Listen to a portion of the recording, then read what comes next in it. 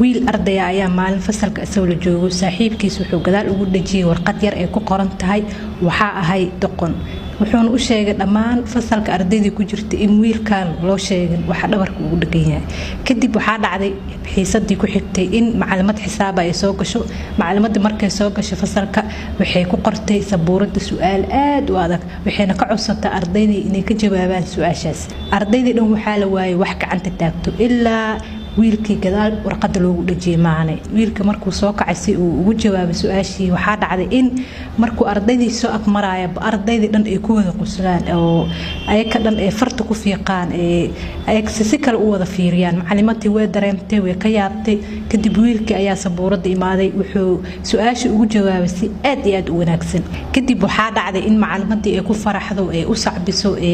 wiilkii aad u dhiirigeliso kadibna ay gadaal ka fiiqdo warqadii ugu dhagneed ayadoo u soo